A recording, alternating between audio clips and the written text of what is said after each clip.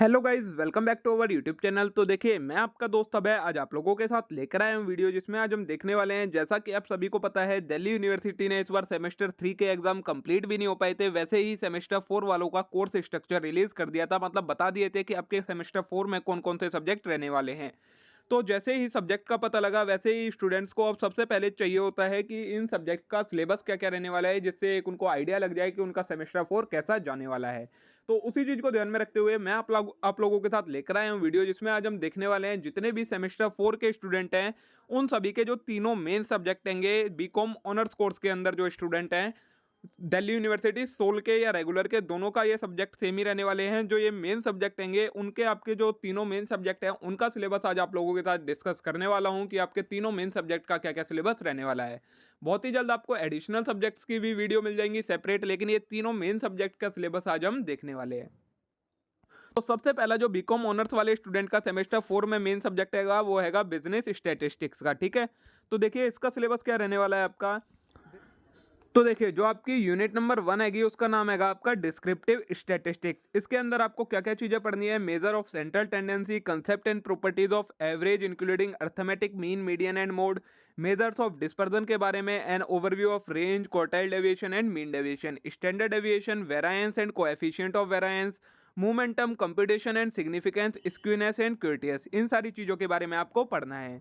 Unit number 2 हैगी आपकी probability and probability distribution. इसके बारे में पढ़ना है। इसके अंदर आपकी theory and approach to probability, probability theorem, addition and multiplication, conditional probability, Bayes theorem, expectations and variance of a random variable, discrete probability distribution, binomial and Poisson properties and application, normal distribution, properties of normal curve, computation of probabilities and application. ये सारी चीजें आपको unit number 2 में पढ़नी है।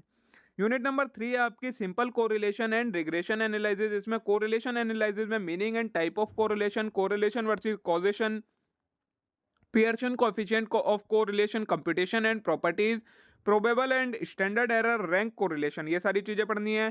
फिर आपकी जो रिग्रेशन एनालिसिस वाले चैप्टर है, उसमें principal of least squares and regression lines, regression equations and estimation, properties of regression coefficient, relationship between correlation and regression coefficient, standard error of estimate। इन सारी चीजों के बारे में आपको यूनिट नंबर 3 में पढ़ना है। यूनिट नंबर 4 हैगी आपकी टाइम सीरीज एनालिसिस। इसमें आपको time series of data, component of time series, additive and multiplicative models, फिर trend analysis, fitting of trend using principle of least square, linear and second degree parabola, shifting of origin and conversion of annual linear trend equation to quarterly monthly basis and vice versa। इन सारी चीजों के बारे में आपको unit number 4 में पढ़ना है। Unit number 5 हैगी आपके इंडेक्स नंबर, जिसमें आपको meaning and uses of index number, construction of index number, method of Laspeyres, Paasche's, Fisher's, ideal index, construction and utility of consumer price index, BSE, Sensex and NSE Nifty. इन सारी चीजों के बारे में आपको यूनिट नंबर 5 में पढ़ना है। ये हो गया आपका पहला मेन सब्जेक्ट है जो बिजनेस स्टैटिस्टिक्स, उसका कंप्लीट सिलेबस। नेक्स्ट जो सब्जेक्ट हैगा आपका सेकंड मेन सब्जेक्ट, वो हैगा कॉस्ट अकाउंटिंग का। कॉस्ट अकाउंटिंग में देखिए, आपको सबसे पहले यूनिट 1 में इसके इंट्रोडक्शन के बारे में पढ़ना है। Meaning, scope, objective and advantages of cost accounting, difference between financial and cost accounting, cost concept and classification, overview of element of cost and preparation of cost sheet for manufacturing sector, role of a cost accountant in an organisation, cost accounting standard, CAS 4 on cost of production, acquisition, supply of goods, provision of services and CAS 22 on manufacturing cost as amended from time to time. फिर आपको unit number 2, जिसमें element of cost के बारे में पढ़ना है, जिसका नाम है मटेरियल एंड एम्प्लॉय कॉस्ट। इसमें आपको मटेरियल कॉस्ट में accounting and control of purchase, storage and issue of material, technique of inventory control, periodic and perpetual system of maintaining inventory record, and overview of method of pricing of material issue, FIFO LIFO and weighted average method, valuation of material as CS 6 on material cost, accounting treatment of losses, wastage, scrap, spoilage and defectives. Employ labour cost वाले chapter में आपको क्या पढ़ना है: accounting and control of employ cost, time keeping and time booking, employ turnover, meaning, method of measurement and accounting treatment, concept and treatment of idle time and over time, method of wages payment and incentive scheme, Halsey Rowan Taylor differential wage system. ये सारी चीजों के बारे में आपको unit number 2 में पढ़ना है।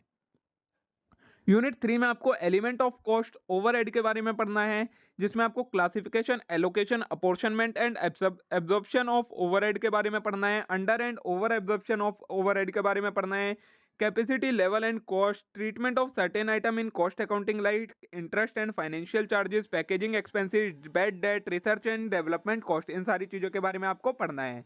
यूनिट नंबर 4 आएगी आपकी मेथड ऑफ कॉस्टिंग के बारे में, जिसमें आपको job costing, contract costing, process costing जिसमें आपको process loss, valuation of work in progress, और सर्विस कॉस्टिंग जिसमें आपको सिर्फ ट्रांसपोर्ट के बारे में पढ़ना है। यूनिट नंबर 5 आएगी आपकी cost accounting book keeping system. इसमें आपको an overview of integral and non integral system, reconciliation of cost accounting profit with financial accounting profit, इन चीजों के बारे में आपको यूनिट नंबर 5 में पढ़ना है। ठीक है, ये हो गया आपका सेकंड मेन सब्जेक्ट।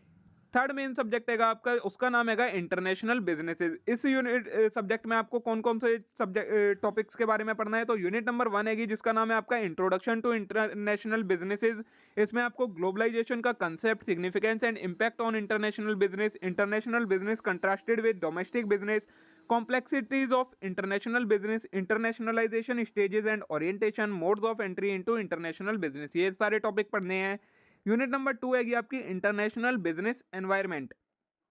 इसमें आपको role of political and legal system in international business, cultural environment of international businesses, implication of economic environment for international businesses, इन सारी चीजों के बारे में पढ़ना है। फिर आएगी आपकी यूनिट नंबर 3 जिसका नाम है इंटरनेशनल ट्रेड एंड बीओपी। इसमें आपको theories of international trade, theories of absolute advantage theory, theory of comparative advantage, factor proportion theory and Leontief paradox, product life cycle theory, theory of national competitive advantage, instrument of trade control, balance of payment statement and its component, इन सारी चीजों के बारे में आपको unit number 3 में पढ़ना है। Unit number 4 है आपकी regional economic integration and international economic organisation. इसमें आपको forms of regional economic integration, integration efforts amongst country in Europe, North America and Asia, EU, USMCA, SAARC एंड ASEAN cost and benefit of regional economic integration, ये सारी चीजें पढ़नी है। फिर जो आपका चैप्टर है इंटरनेशनल इकोनॉमिक ऑर्गेनाइजेशन, इसमें WTO function, structure and scope, world bank and IMF, इन सारी चीजों के बारे में पढ़ना है। फिर आपकी यूनिट नंबर 5 जिसका नाम है international finance and contemporary issue in international businesses.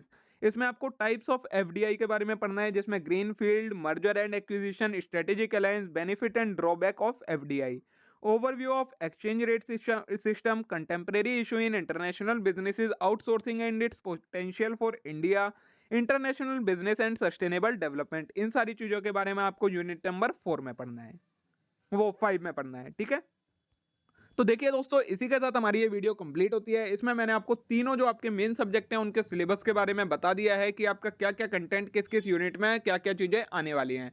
मे भी आज की वीडियो आप लोगों के लिए यूजफुल रही होगी, आप लोगों को पसंद आई होगी। वीडियो अच्छी लगी हो तो वीडियो को लाइक करना ना भूले, चैनल को जरूर सब्सक्राइब कर लें इस टाइप के और कंटेंट के लिए। अब हम मिलते हैं नेक्स्ट वीडियो में किसी न्यू कंटेंट के साथ, तब तक के लिए आप इस वीडियो को लाइक करें, चैनल को जरूर सब्सक्राइब करें। Thank you.